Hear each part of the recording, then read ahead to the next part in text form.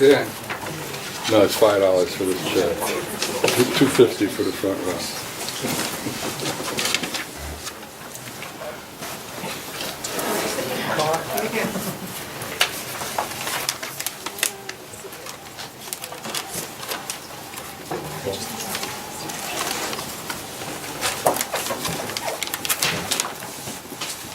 This is a meeting of the Township Committee, December 2nd, 2013. The notice requirements provided for in the open public meetings act have been satisfied. Notice of this meeting was properly given by transmission to the Fairbark Press, the Star Ledger, the Independent, and the Trooper Times, so that posting at the Milltown Township Municipal Building at Glenwood Township Park on January 11, 2013. Committeeman Bueller. Here.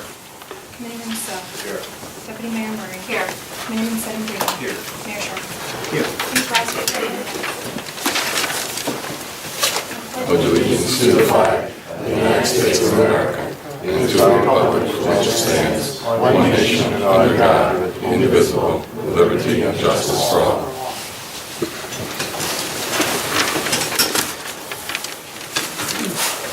At this time, I'd like to ask for a moment of silence to honor the troops serving worldwide, defending our freedoms, constitutions, and way of life.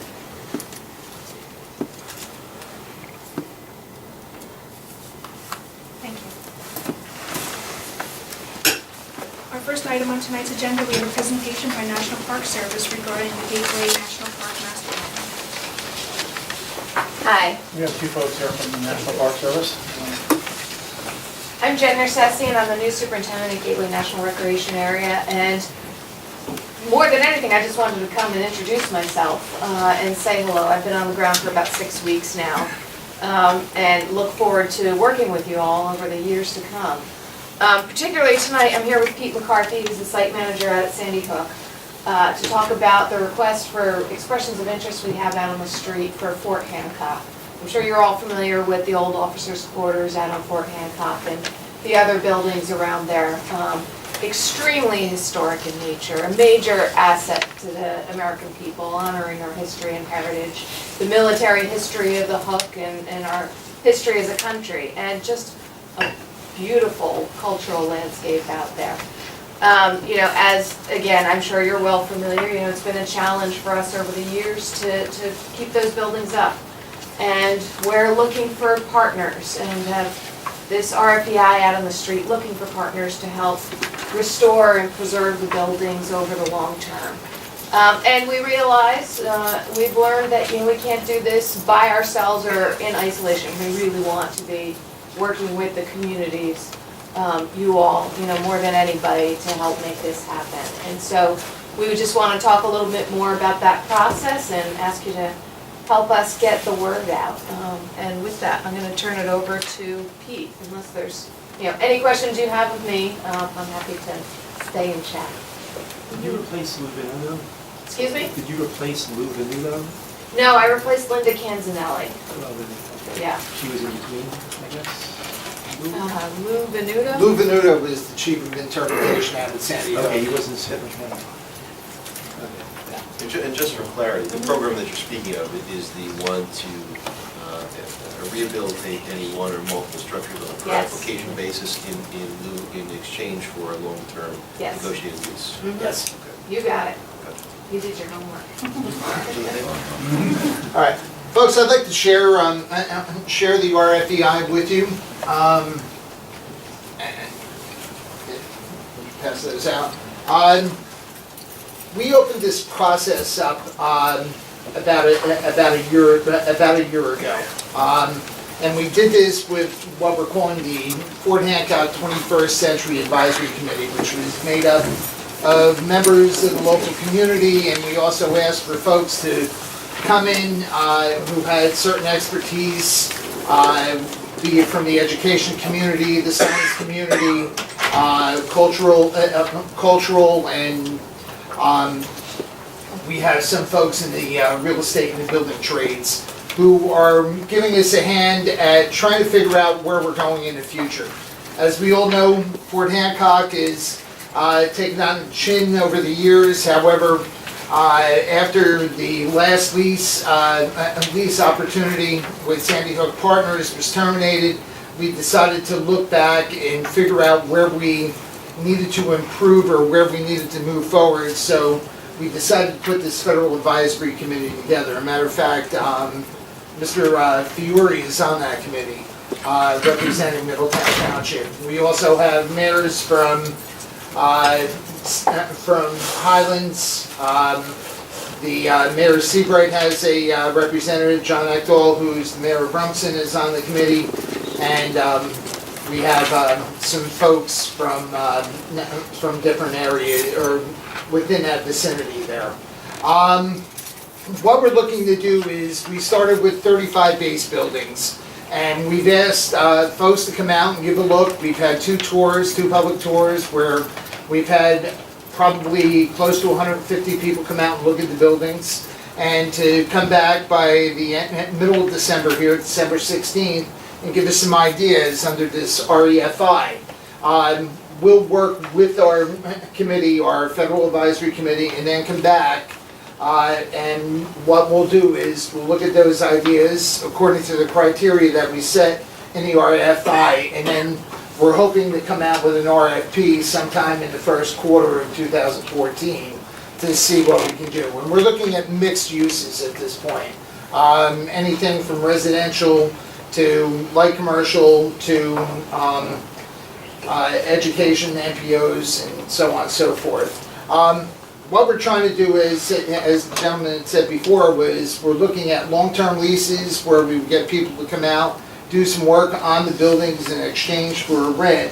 It would be equity in exchange for the rent, and then it would be moved forward depending on how much investment was put into the building, how long the lease would be. As I said, we're trying to get out there by the first quarter of 2014. The buildings don't have too much time left, and what we're trying to do is we're trying to get folks interested, and I think we've done a pretty good job so far. Some of the criteria, just to give you an idea, is we don't want to have any further impact on the communities than humanly possible. There'll be no change in parking at Sandy Hook. You cannot add a structure on. And there were three key criteria here that we felt were very important. One, we did not want to disrupt, there could be no disruption to the recreation resources. Two, there couldn't be a disruption to the cultural resources. And the third was there would be no impact to our natural resources. So as we go through and we look at this, we're hoping that we get some good responses within the next couple of weeks, and we're able to move forward, and we're able to give this one last shot. The buildings out there, I'll be honest with you, don't have too much time left, folks. So what we're trying to do is we're trying to accomplish what is seemingly a very difficult job, and we're working uphill, but we think that we're going to get some good stuff back. If you have any questions at this time, I'll be more than glad to answer them, or Jen will be more than glad to answer them. What is it that you would need from the town? Or what could the town do? Well, if the town's interested in taking the building on, that'd be fine. But truthfully, there are a few questions. It doesn't involve money. Actually, it will involve money in some ways, because you have to, not you giving money to us, but as we're moving forward, we're trying to figure out how we're going to deal with things like, if we do have residential, how do you deal with school, other things, or in regards to, we're in a strange world, because as we all know, Sandy Hook is in Middletown Township. However, you've got federal lands leasing buildings. How is that going to affect? Is there a tax, or the property taxes, or things? These are all questions that we have to answer. Federal impact, are there any restrictions with regard to the RFEI regarding use types, proposed use types? What we're doing is we've used the criteria in there to kind of eliminate things. Overly commercial, anything that's demanding more parking, that would be looking for expansion. There are no new buildings to be built. It's an auxiliary structure that. Let me ask you a better question. Okay. Are there any restrictions with regard to use types utilizing the current facilities without any expansion of facility or parking? At this point, this is a request for expressions of interest, it's not a formal request for proposals, and we're really looking for ideas. So in terms of that, the door is open, and, you know, we really want to hear what people come up with. And residential being, is part of the thought process, being probably the least in terms of desirable of the committee versus not-for-profit or somebody to potentially lease the building for that use. Is that standing still correct in terms of the, expression of interest?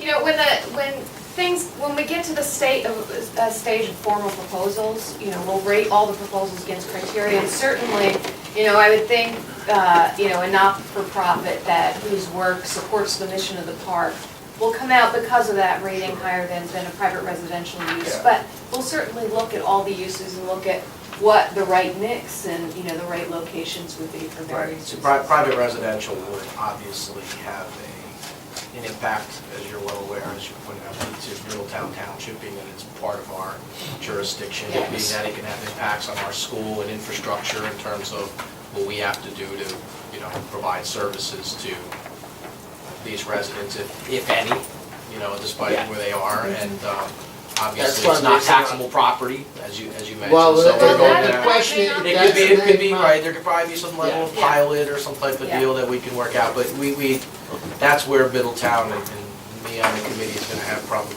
our Yeah. biggest say, because unlike Rumson or Seabright or Highlands Yes. or Atlantic Highlands, who represent on the committee, they don't have that impact to Yeah. them, so. And we've been, as we go along, we've been getting questions from people. We've been trying to compile those and keep a running list of frequently asked questions that we're answering on the website. But one question that's come up a lot is, property taxes, will we have to pay them? And what we've been telling people is there is the potential for that. Even we're the federal government, we're not going to collect property taxes, and technically, it's still federal property, but that's something that we'll have to work out with you all. There may be property taxes that are collected or some substitute. When you get to the RFP stage, is it your intent to award uses on an entire site basis or on a per building or per group of building basis? It could be either one. Like, as the committee, are we gonna see one, is it your intent to say, hey, we're gonna just look at one use, but you're gonna see what you get back? Is that- We want to see what we get back at this point first, and that'll give us a better sense of what the interest is out there and how we move forward. What's the ability of the township, once you do that, after the RFP process, to come back to us and say, hey, these are some of the options that we have. Do we have the ability to weigh in with regard to whether or not it's one development or multiple developments? We're happy to keep in dialogue with you the whole time. That's why we have you on the advisory committee, so that we have that legal mechanism for you to participate. And absolutely, we want to hear your thoughts on this. Question, I'm sorry, just a question. So for the RFEIs, if we were interested in proposing something, would we be proposing something for a specific building, or is this just a general vision? You can do either. Yeah. And eventually, as you would go on, would we have any say in the selection of the building, or is that something, do you guys tell us what buildings you would be available or would fit best with what? There are certain buildings Because that are there's called different out in the ones. RFPI. Right, I see But that. if people have ideas for buildings that aren't included in there, we're open to that as well and want to hear that. Different kind of buildings, I'm saying. They're all- Aren't these They're all different generally the buildings? same, they're all Right. residential quarters, so to speak, they're not. On the front, they are, 17 of them are, and then there are there's 3 barracks, and then there's about 4 or 5 different types of buildings. Size wise, are they all the same square footage, are there any they're smaller different. ones? Different. Well, Different that's- square footage also. Yeah. Some of them are more than one unit, right? Some are in better repair. Some are single family, Some some have are been multiple repaired units. already. There's a variety of stages that some conditions.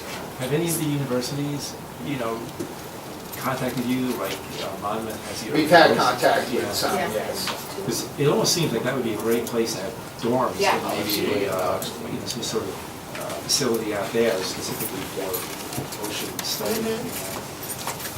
I worked for years in building 17. Are these the historic numbers, or are these just? Those are the numbers also. I think it's building 17, 20 years ago, I'm dating myself, but for about 4 or 5 years, I had a lab set up in there. After they did the UXO suites, before they built the new apartment out in front of North Beach. Yeah.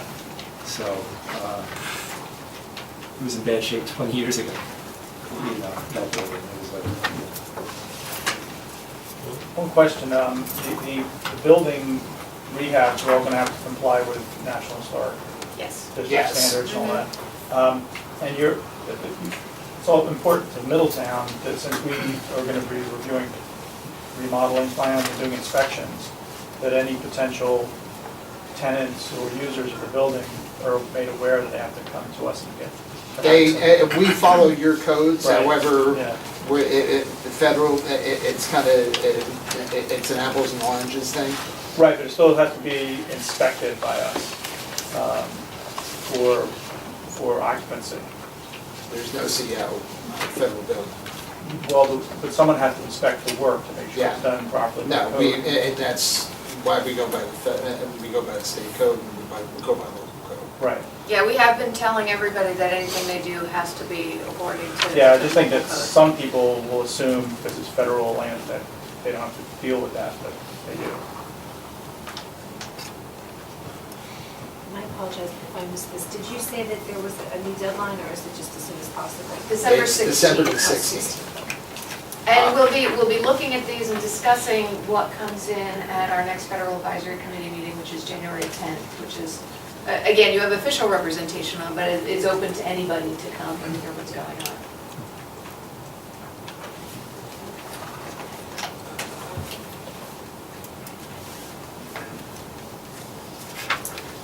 Okay? Thank you. Thank you very much.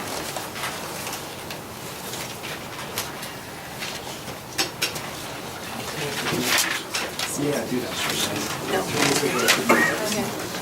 Thank you. Did you get a workout? Yeah.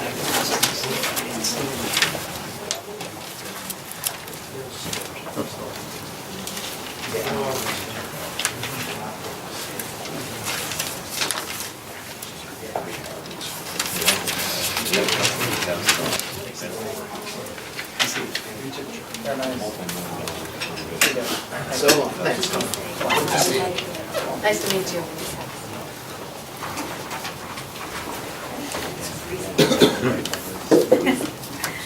Our next item on tonight's agenda, under action items, we have ordinance 2013-3099 for introduction. An ordinance amending the standards and regulations affecting the RMF-2 zone, block 163, lot 10. Move for introduction?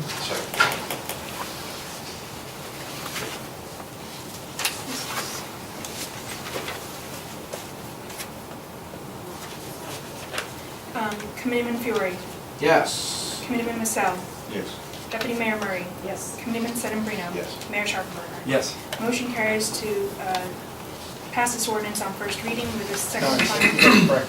You have to correct that. Is he- I think somebody else wants to move. I'll move it. She'll second. Rescind, Can we- Tony, make a motion. Can I make a motion to rescind? rescind the roll Rescind call? the. Yeah. Okay. I'm gonna make a motion to rescind and reintroduce.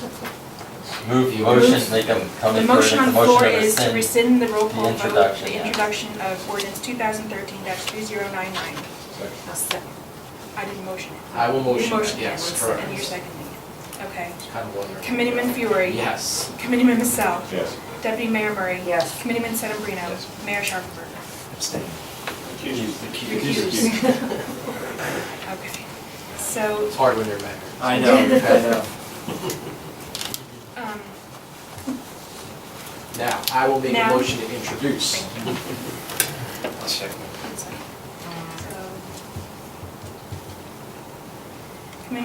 Committeeman Fiore. Yes. Committeeman Massell. Yes. Deputy Mayor Murray. Yes. Committeeman Sedambrino. Yes. Mayor Sharpenberger. Motion carries to pass this ordinance on first reading with a public hearing to be held December 16, 2013, and refusal is noted.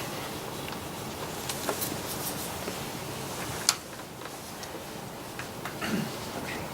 Our next item on tonight's agenda, we have ordinance 2013-3100, an introduction for ordinance for the Township of Middletown, County of Monmouth, salaries for 2014. Second.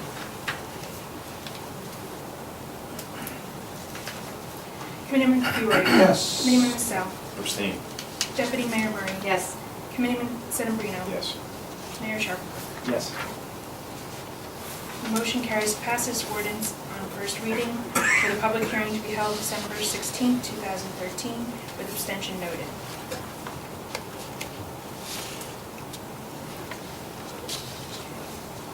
Our next resolution on tonight's agenda, we have 13-287, a resolution authorizing payment of bills for December 2nd, 2013. Adoption? Second. Committeeman Fiore. Yes. Committeeman Massell. Yes. Deputy Mayor Murray. Yes. Committeeman Sedambrino. Yes. Mayor Sharpenberger. Yes. Motion carries to adopt resolution 13-287. At this time, I'd like to ask the Township Committee to adopt a consent agenda, which will include resolutions 13-288 through 13-291. So moved. Second. Committeeman Fiore. Yes. Committeeman Massell. Yes. Deputy Mayor Murray. Yes. Committeeman Sedambrino. Mayor Sharpenberger. Yes. Motion carries to adopt the consent agenda. Items for December 16, 2013 were the certificate of appreciation and gift card donation by Bonefish Grill to Employee of the Month for November 2013. Presentation of bronze certification for Sustainable New Jersey Program. Presentation of certificate of appreciation to Ken Winters of Public Works Department for 26 years of dedicated service. For the approval of minutes for September 16, 2013 executive session, and October 7, 2013 workshop meeting, October 21st, 2013 regular meeting. With the consent agenda that would include the resolutions, bingo raffle, and volunteer firefighter applications. For discussion tonight, we begin with tax consultant, PMF. The 2014 Capitol Road design.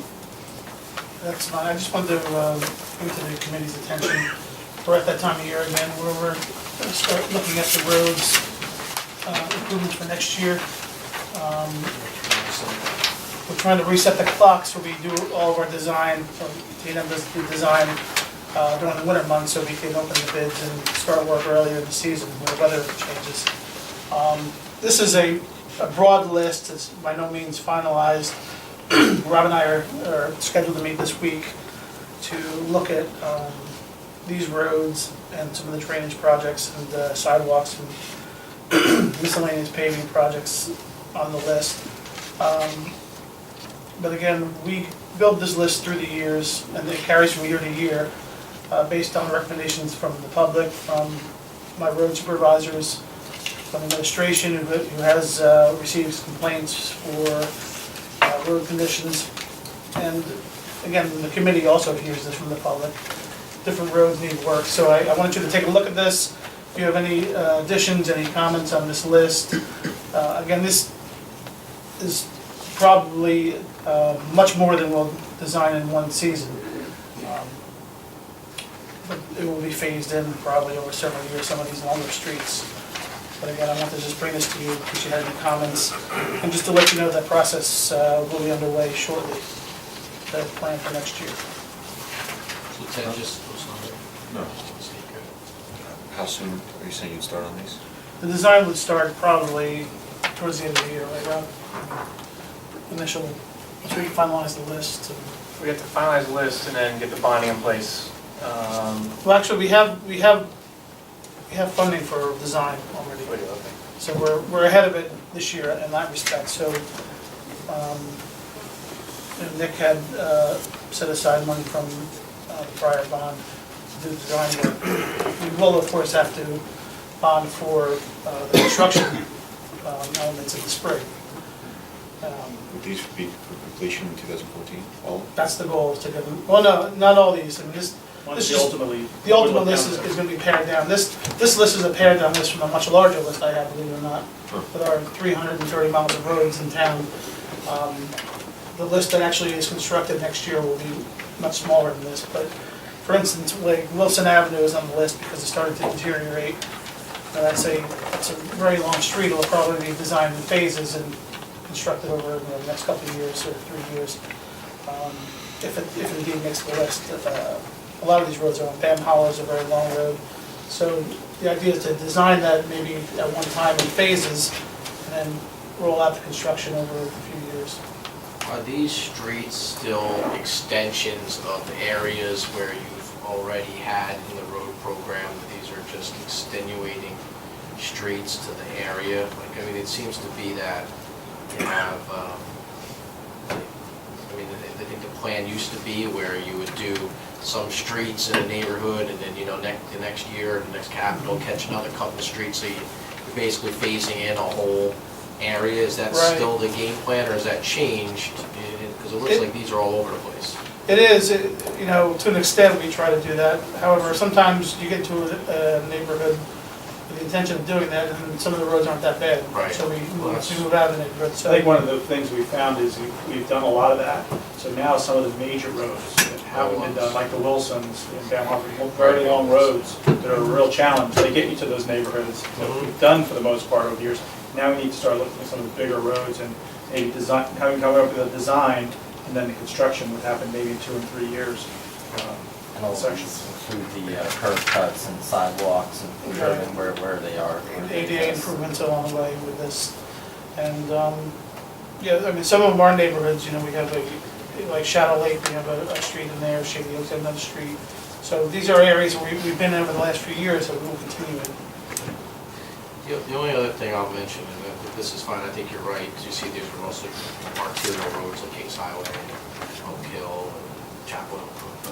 The other thing that I think we need to do, and we need to do a better job as we do these capital programs from Public Works, there's nothing that gets me more upset than when we just finish a road and the utility companies come in and rip it up and then leave it in a much worse repair. And I think that's happened on a number of occasions over the last couple of years. I could point out 5 or 6 roads that we did, and whether it was a water line or a water repair or electrical repair, whatever the case may be, but the road's never put back in the same condition. And I think we need to, I don't know what jurisdiction we have to make sure, but ultimately, some of the roads that are probably the worst in town are the ones that either A, we did something and it was some reason of water repair or a water main break or something, or B, they've done repairs on these roads which have absolutely left them in complete disrepair with their patch jobs. So I think That's probably more than half of the roads where there's damage. It starts with a trench right. repair that was not done properly. And normally, we have a moratorium for, between 3 and 5 years, but if the utility does have to get in there, we recently changed this, where they have to do the repair with an infrared machine that actually melts the pavement and makes a much better trench repair than just saw cutting it and putting in some more asphalt and rolling it. That always. They don't go curb to curb, or they don't. I mean, I've seen it. On that note, what is our legal responsibility of the utility companies? They have pretty wide discretion. They're regulated by the DPU. They have rights that can basically go in almost any property they want to. I'm not But saying they they have can't to go in. put it back the way it was at least. Well, they're supposed to, I mean. And how do we enforce We that? normally require, if you look at the ordinances, at the discretion of the engineer, to require, we saw the Milltown and Brock Road was a county road Yeah. when the water main project went through, and then it came past the Art Center and went down Orchard and those other streets. Now, those were township roads. I required them to do a full width reconstruction on those roads, repaving, and they did that, because those roads weren't done that long ago. And that saves the road. A half-width repair saves the road. A 4-foot or a 7-foot trench doesn't cut all the time. The water gets in there, it freezes, pops it out, next thing you know, the road's got to be redone in a few years. So we have been better with that lately.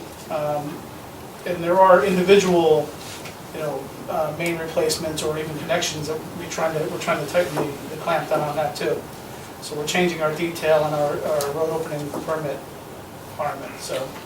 There's also like a difference between scheduled utility work and emergency work. You know, sometimes they're in there because somebody's neighbor's out of water, No so they've got to one's, fix it. no but- one's saying they shouldn't. But the be hard in part there. is getting them to fix it properly when they're finished, when they leave. The way it is now, we try to leave a trench repair for 90 days, let it settle, and then they come in and do the full repair on it, so. But don't they alert you when they have planned, maintenance? Well, for replacement, like, long replacements, Yeah, but but not ahead of for, time. not for, if something comes up or there's a house connection. They'll get a road opening permit, they'll get a blanket permit for an area, so. What we've also seen, though, unless it's insisted, that they will just propose a trench repair in their plan, in their specs, unless we insist that, no, they do the full width. And it's always, then it's a cost issue, obviously, for whoever's doing the road, but, so, you have to kind of stick to your guns and say, this is what we're gonna demand. I mean, Tyndall Road's the perfect example. It's not on here, but I mean, Tyndall Road is completely falling apart after Maine did over by, right across from here. It's just, again, It's bad. I could show you 2 years ago, that road didn't look so bad. No, So I think we East just need to- Road is the same way, East Road. that's on the larger list, Tyndall and East, it's the same thing. The list is actually much longer than this, but we're trying to, Middletown Link Road has a big section, it's not going out to county. yeah. But yes. Ted, when you talk about the 3 to 5 year moratorium, where does that sit by ordinance? It actually is in, well, it's in with the road opening permit, as a matter of fact, any road that's done within that, and that's tied to the ordinance as well. It's actually a 5-year moratorium. Well, I think we did an agreement a couple of years ago, we try to, they're not, I don't really necessarily pushing in court, but it sets guidelines, and they're supposed to notice and coordinate with PED, but, So have we told them no when it's less than 5 years? Well- Unless it's an emergency basis? No, we told them, yes, you could do it, but instead of just doing a trench repair, That wasn't the question.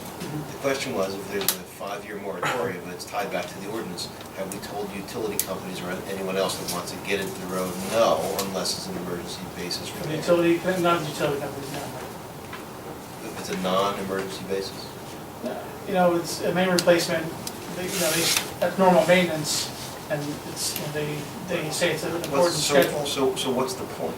What's the point Well, of the it's not moratorium? just, utility companies aren't the only ones that So do it applies it. to developers a lot. The developers are the ones that usually, the utility companies aren't alone in that request. So we have told developers, told them to, come in from a different section or things like that, but utility companies normally not. They stress the importance of replacing that section of main. And we can't regulate. well, of course, regardless, even if we had a proposed schedule from the utility company for the next 10 years, there's nothing to hold them to that by any means, so, yeah, okay.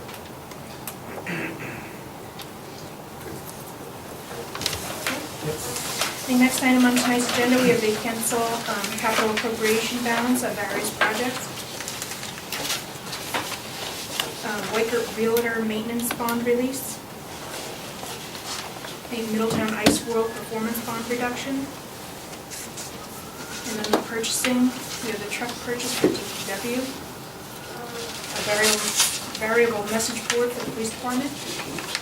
Can I ask a minute about the variable message board? That's just goes on the side of the road, they can move it around, it's got the information on there Yeah. with regard to whether it's road closures or work or things of that nature. Yeah. For some reason, I read that fast, and I was thinking it was a committee computer raise a special flash. That's what I thought first. That's not the easiest. No, it's one color, and you get a great deal of use out of these. That's Silver alert. We have uniforms for the police department, which are the crossing guards. Surveillance cameras for Homeland Security grant. I just have a question on that. I mean, I'm not opposed to using a grant for surveillance cameras, that's what a grant is for, but why are we proposing a county property for that location of that surveillance grant? I understand it's in our jurisdiction, but that's, ferry terminal's not ours. I mean, it'd be like putting a camera in a county park.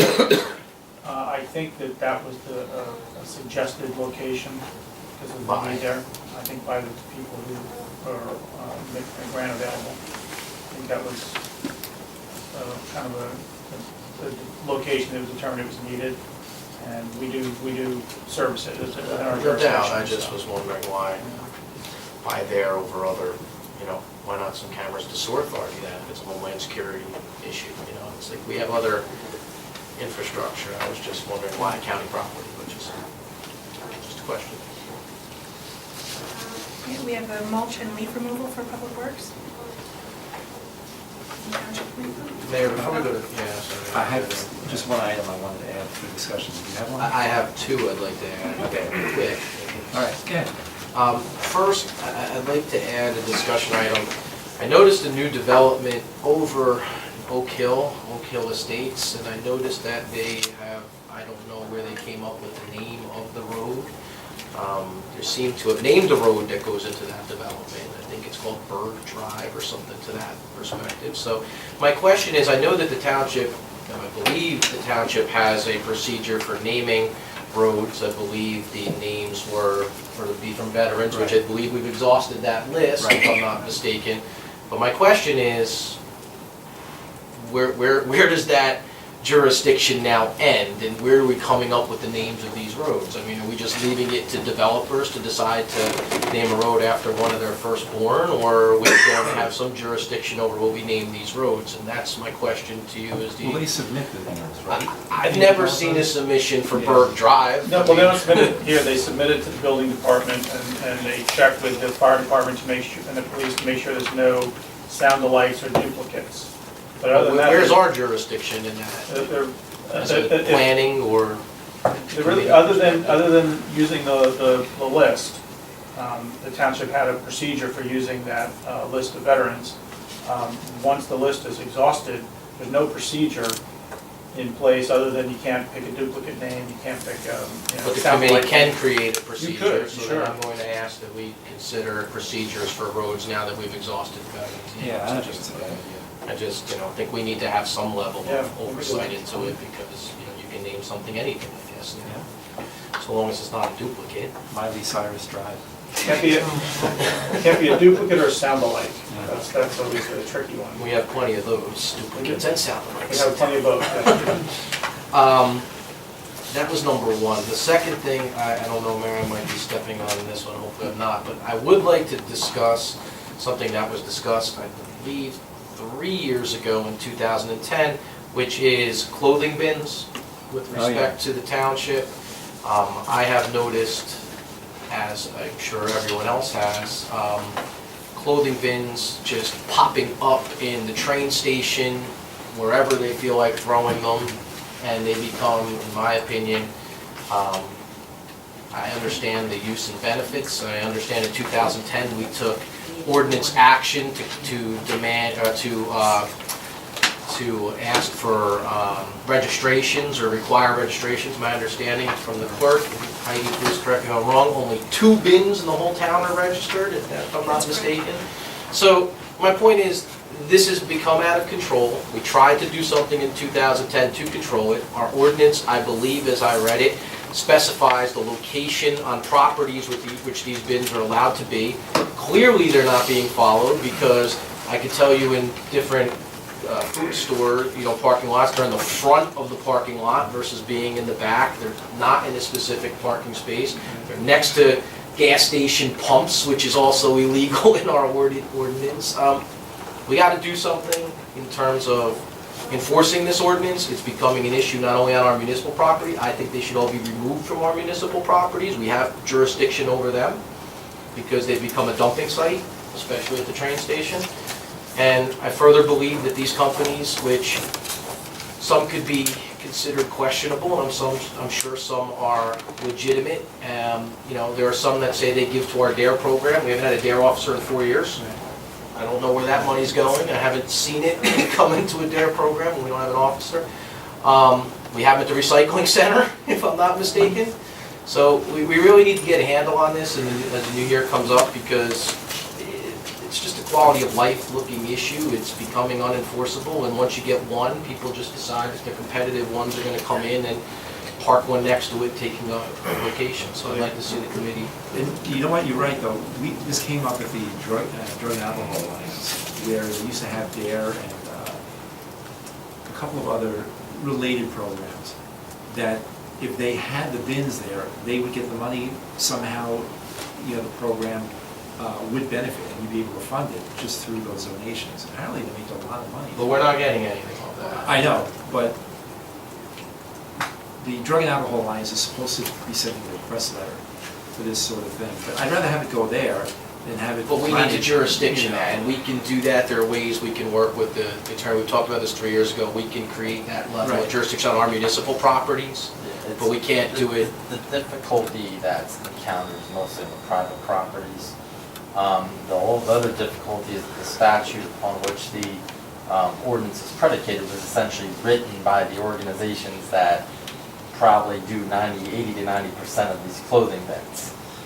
They know how to get around it.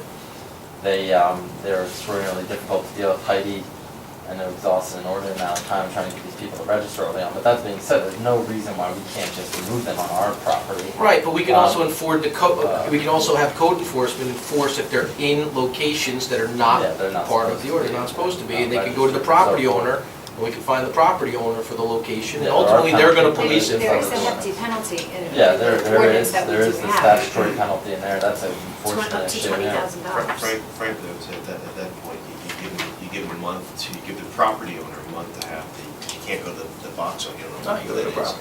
But the property owner, give them a month to remove it at their cost, or we remove it. And I'm not opposed to these, but and they're leave just, the property. running rampant right now and not following the ordinance guidelines. I think in order to effectuate it, it's gotta be swift action. Again, it's gotta be Enforced. give them a very short window to have the property owner enforce and if removal, and if that doesn't happen, we'll take it and build the property owner. We have to do something because it's getting out of control. That's my. That'll get their attention. There's a lot of scrap value in dumpsters.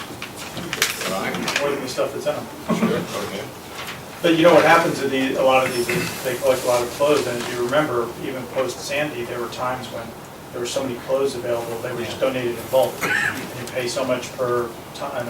And Most of them it are is- recycling. Right now at the train station, there are carpets, car seats. Well, the other part of it is, when you have a lot of them, people think of it as just a dumping ground for anything they want to get rid of. It's not even for the purpose of what's Couches. supposed to be collected. They just figure somebody will come and clean it up. They capture that stuff. No, they just dump it They leave next to it, it's outside. great. They just know somebody else will come along and do it. It just needs to be addressed, so, All right. thank you.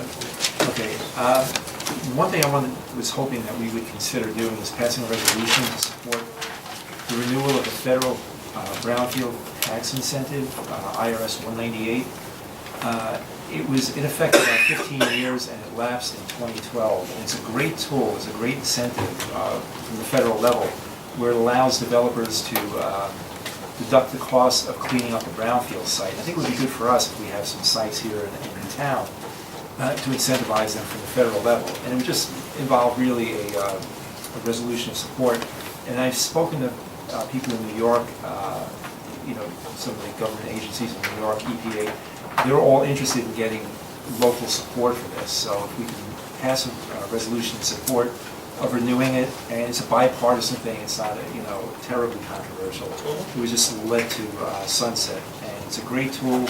And I think it really helps us sell some of these sites where, now it's just too prohibitive to clean up a lot of these, smaller sites, or even larger ones, I should say, any small site. So, Brian, I'll send you this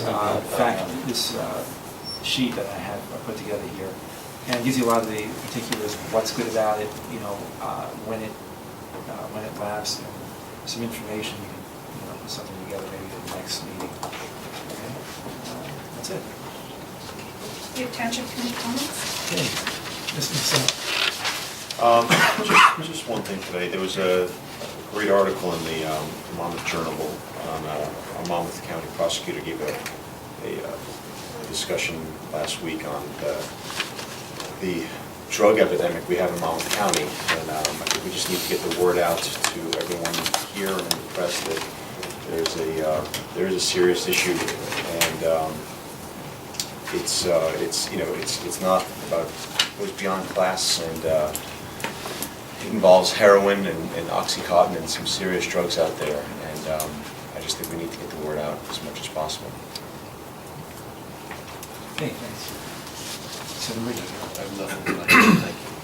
Mr. Fiore. Really briefly, Mayor, I look forward to the first ever annual game between Middletown North and Middletown South in hockey tomorrow evening, I believe, at the new Ice World Middletown, the first of many hockey games.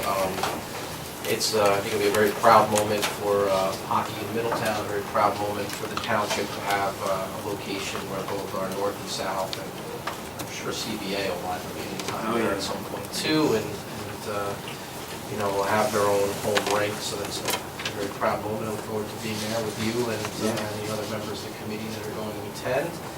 And you know, on that, also congratulate Middletown South for their victory over Middletown North in football, while I'm talking South North sports, on Thanksgiving Day. But that's all I have to say. So thank you. Okay. Mayor Murray. I have nothing for this evening, thank you. Okay, just a few things. I forgot to mention our last meeting about the Max Weinberg benefit at the Arts Center. It was a great night. He was fantastic. He was engaging, interesting, and the crowd really had a good time. And he was very gracious afterwards, you know, signing autographs and taking pictures with folks. So it was a great night for the Arts Center, a great night for the Arts Council, and just one of those special evenings. And I think we're going to have see more and more of those at the Arts Center. Last week, actually, I attended a senior center dance where I guess it's seniors meet seniors, where the seniors from High School North come and they have an event with the seniors. And it really is a great thing to see. 20 or 25 seniors from High School North with folks who, I'm happy to say, make me look like a youngster. I walk in on a little boy to them, and it's a great thing. And they deserve a lot of credit. They have a lot of patience. They spent the whole afternoon with them, and everybody had a great time. And Patrice Nugent really does a great job over at the senior center, so she deserves a lot of credit for this. Speaking of credit, we just, Tony Mercantante, the administrator, and I attended a reviewing, I guess, of the accreditation for the police department last Sunday morning. And there had to be 20 or 30, you know, police, Middletown police, and some of the OEM folks, and who do inspections, and they were here, you told me, till 5 o'clock? Almost 5:30 on Sunday. 5:30. Yeah. And they're back again today. They were almost all day today. Okay, but I guess that when the smoke clears, we will become one of the elite accredited police departments by January, I think. They've made a recommendation that we should be accredited, and that's really a great credit to Chief Oakes and his magnificent staff, so that's really something to be proud of. I think there's only about 20% of all police departments in New Jersey are accredited, so we join a fairly exclusive club. And last thing I just want to say is about the hockey event. I have been looking forward to this, well, for years, but actually for months since we got the invitation.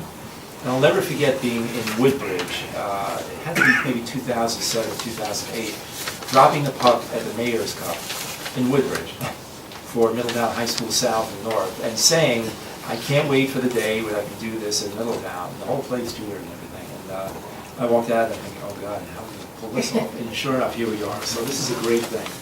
And it's going to be one of those special, magical nights, I think, to be mobbed. And the energy is going to be, you know, cut up with a knife. So it's going to be a great night.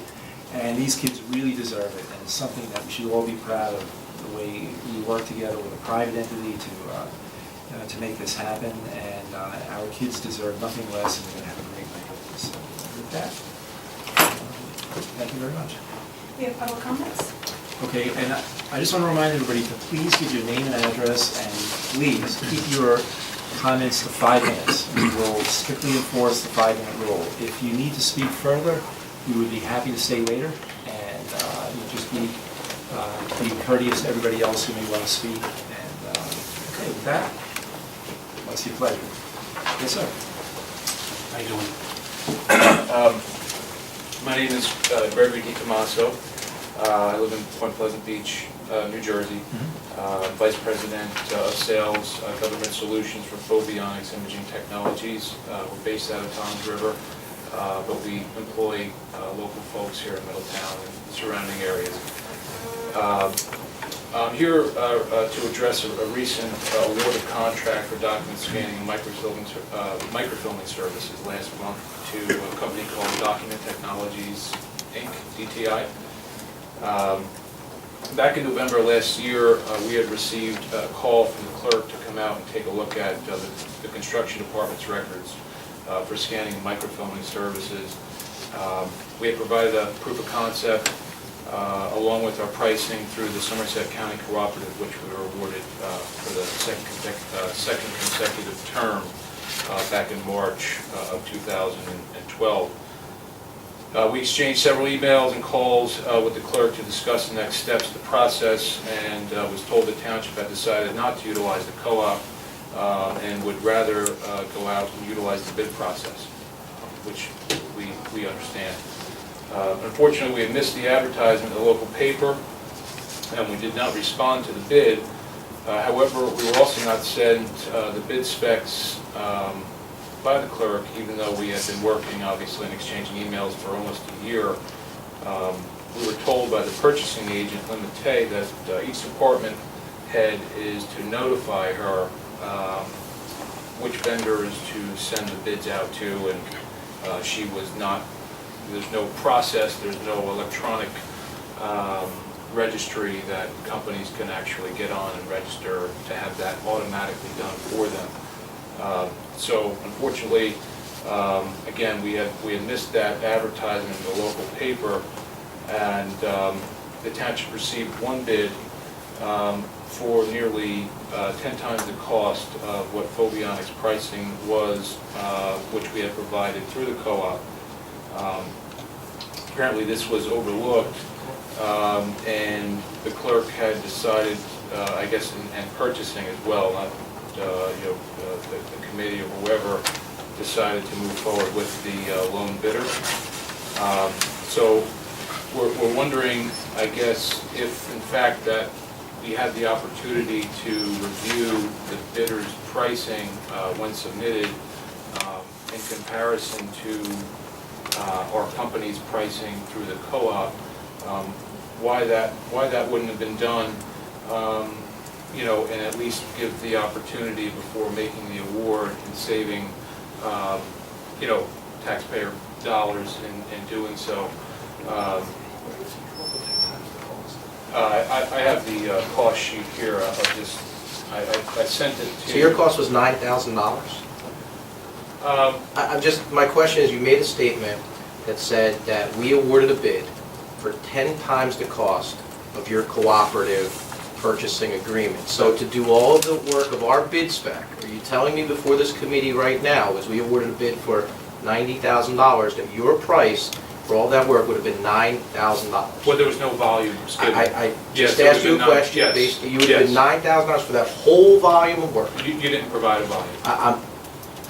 On the bid spec that you just made a comment on the record, based on what we put in the bid spec, you said that we provided a cost of 9 times the cost. That's correct. 10 times the cost. So That's based correct. on what we put in the bid spec, your cost would have been $9,000. Yeah, if you had a chance to look at the bid spec, there were no volumes given within the specification. That wasn't my question. Right. Based on the bid spec. You're accurate, yes. It would be, you would I essentially. find that very hard to believe. Essentially, if you look at it this way, you would get 10 times more the volume done for the work that we That's provide. not what you just said. That's not what Committeeman Fury asked. Either which way, the answer is yes. No, it's not.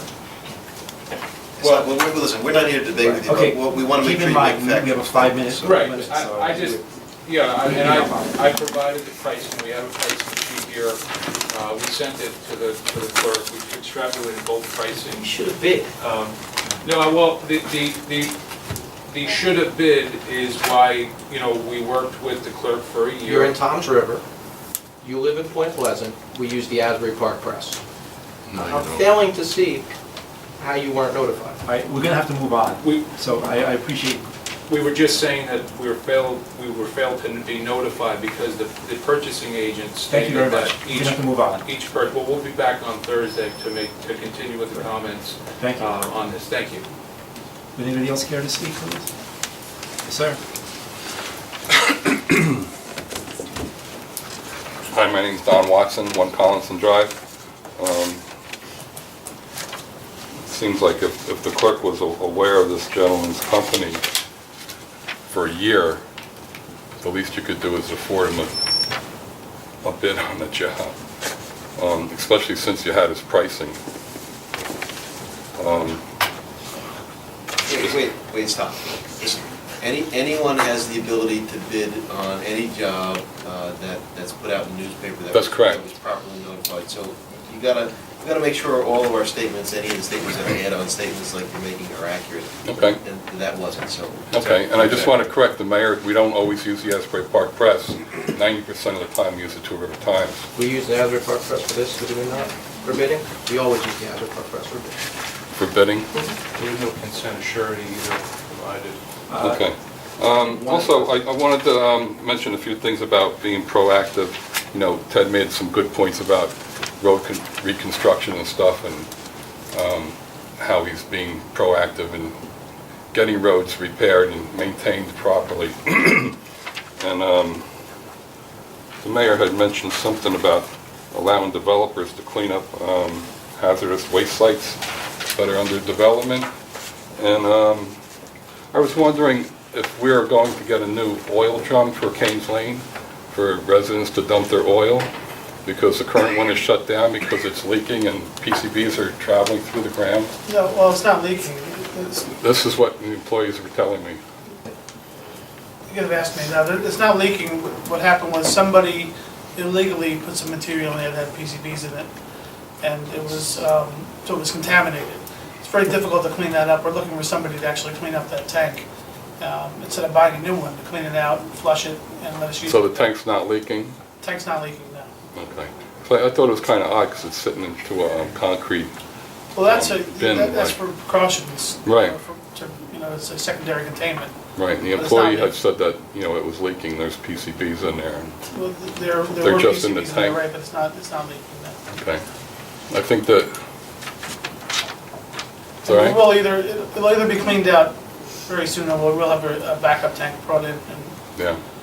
by the end of the year. Okay, I was just kind of surprised to see that when I went to drop my oil off and was redirected to another location.